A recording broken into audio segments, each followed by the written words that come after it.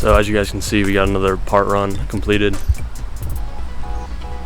Got wheels and some interior stuff. This one was a pretty big run.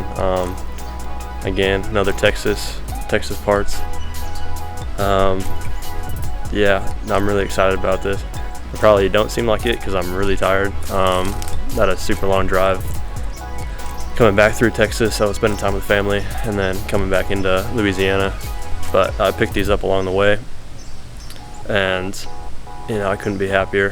Finally getting the wheels I've always wanted, the Apex Arc 8s, as you saw, and some extra tires to go with them. So there are some pretty sticky 200 treadwears, and then some Michelin PS4S's on right now that I can still use for quite a bit for their not too safe. But got those, and then interior parts. As you can see, we picked up a BAV Sound kit. It's actually for it's a kit for a sedan. So the only difference is that on the front door cards, the the 2.5 inch mid and the tweeter are connected for the coupes, whereas for the sedans and the touring wagons, they're separate. So we'll just have to see if I can rewire it together to go in the same connector like the coupes are. But either way, I got a really good deal on the kit, even if I can only use the 4 main speakers and the 2 mids for the back doors, and then we'll just have to figure out that the mid and tweeter setup. This bee's trying to fuck with me. Get away, boy. That mid and tweeter setup for the front doors, but that'll be a future us problem. It's a long time coming. Pretty much all the speakers are blown in the car, so this would be a nice upgrade for sure. And then we've got this. Got this double din unit. It's a little bit more OEM looking than the double din I have in it right now, and this one actually came with everything, so I should be able to use it for CarPlay, and it's running newer software than the one I have, so it should boot a little bit quicker, be a little bit more user friendly. So I'll do a review on that when we install it. But overall, it's a pretty good amount of parts we picked up. Spent a decent amount of money on this, but you know, I really can't complain. The Arc 8s. The Arc 8s are in pretty good condition.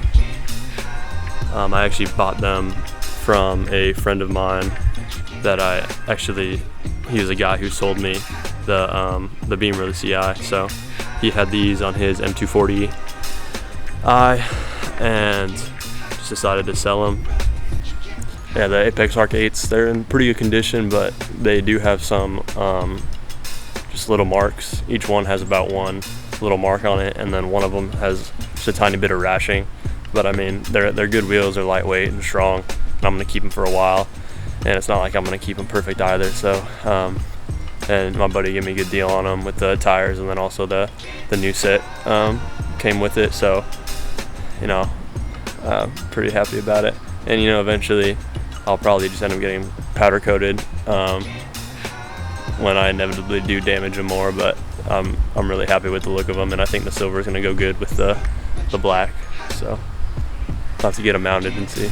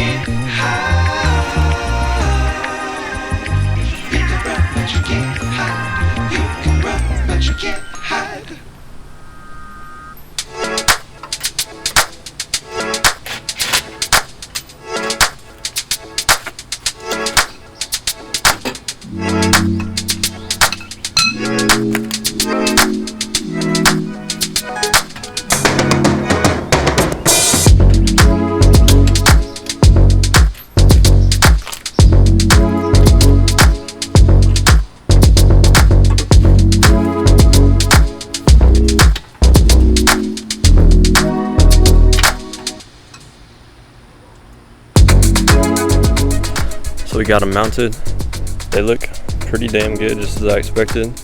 When you throw the roof rack back on, the silver of the wheels is going to go real good with the roof rack, so that'll be a nice tie-in. And the offset is pretty much perfect. If you look at it, pretty much dead on, and the back is just sunken in just a little bit. If anything, it could use maybe like a,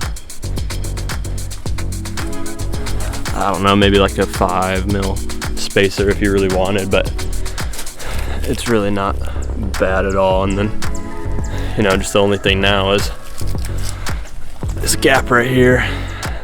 It looks, you can really tell now that's the wheels offset out a little bit more, how big the gap is on the front and the back.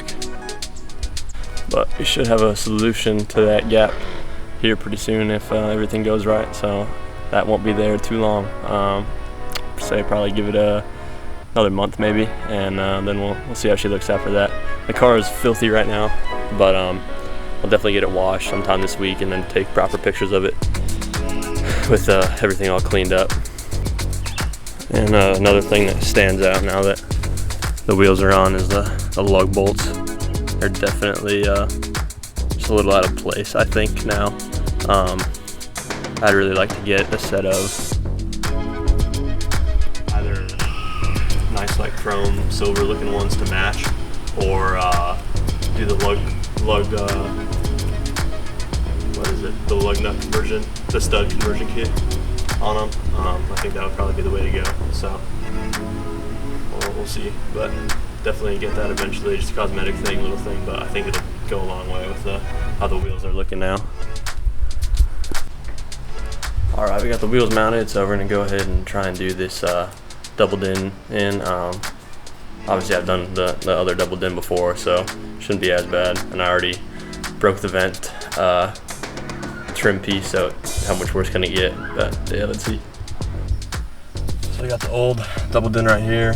It's some like Chinese off-brand. It's called Hispo. Honestly, it's not bad. It's just kind of slow. It takes forever to boot. What up? And yeah, it's just like kind of a little bit older software, you know. So hopefully this one, I think this one runs Android 10 or 11, something like that.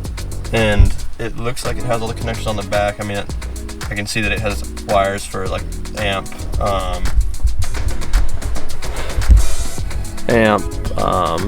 backup camera, like all the stuff that it's supposed to come with. It looks like it has, and it also looks like it has the correct USB cables to connect my phone, and it'll actually do Apple CarPlay, which is kind of one of the things that really sucks about the Chinese double din that I have now, is that it doesn't have Apple CarPlay, which is kind of shitty, and then the GPS takes forever to boot and stuff like that. So hopefully this one is a bit of an upgrade. Plus I kind of like it a little bit more, just because I think it looks a little bit more OEM with all the knobs and stuff like that compared to just this touchscreen, which I don't mind either, but I just think this one looks a little bit cleaner. So let's start taking this old one off.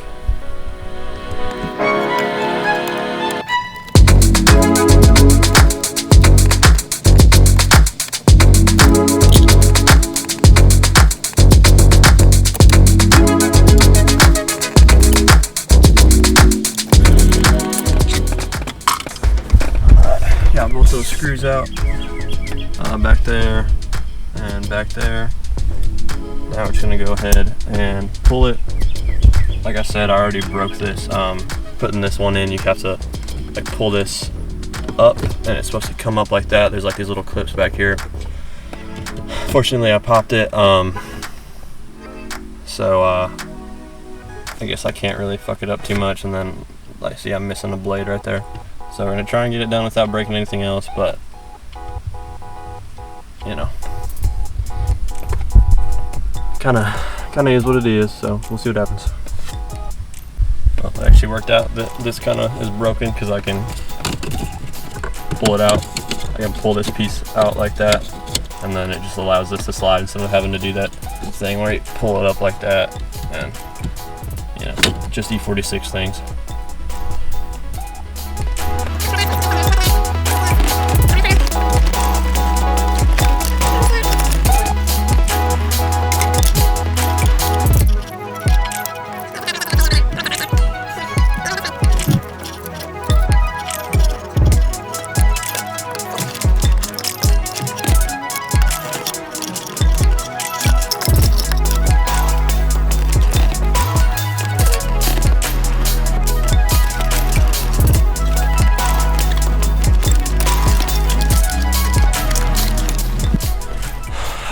So after a little bit of moving some stuff around, I forgot that I had routed some of the wires and like the USB cable up through here, and I had to drop the glove box to do it.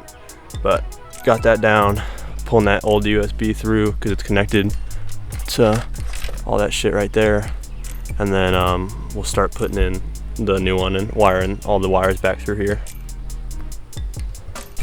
Now that I've got both of them out, you can kind of look at them and just tell a little bit of the quality difference.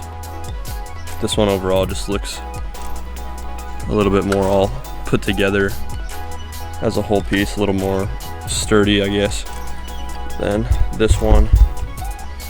Just like these tabs on the side, super easy to bend and move. And like just this whole box, I don't know, just looks a little tacky. So hopefully this new one will get the job done for us and look a little bit cleaner. Look a little bit cleaner for us at the same time. So got all these wires back here. A lot of this stuff I probably won't end up using, just because I don't necessarily have some of it, and then it comes with the 2 connectors because this is for an E36, or sorry, an E39 I believe, and an E46 connector on the back. So we just need the one. Hopefully the other one doesn't get in the way so that I can close everything, and then we are not going to worry about those wires that are capped off unless we have a problem. So yeah. Got at least a power hooked up, and then we're gonna see once we turn the ignition on if it'll boot up for us.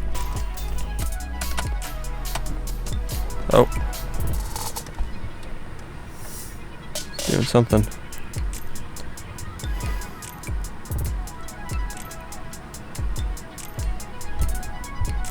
Here we go. Okay, interesting. Alright, so we're testing a little bit more. It's not put in obviously, but we hooked up to one of the USB cables on the back right there, hooked it up to the phone, and look at what we got. Apple CarPlay is working. Hell yeah. Just I'm gonna put in some random address and we'll see what it does for us. So mess around with it a little bit more, and got the Bluetooth set up. So we're looking good. We're just gonna have to set it all back up in there with all that mess of wires, and then you know, it'll be quite the upgrade. It looks good. I like it. It's a lot smoother CarPlay instead of whatever trash was on the other one, and you know, for $100, pretty good steal.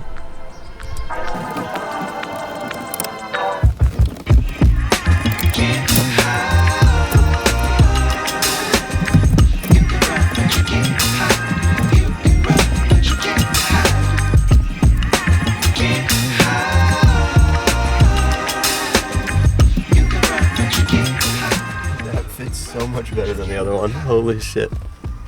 The other one had space down here, space over here. You had to you'd have to cut the sides to get it to fit all the way. Holy shit. Yeah, this looks so much better. Oh my goodness. There's my wife coming to get me because I'm taking too damn long. She wants me to get her dinner. Alright guys, so we're about to go wash the car, but I figured I'd do a little review on that head unit we installed. Honestly, I really like it. It boots up quick. I think it looks good. It actually fits right.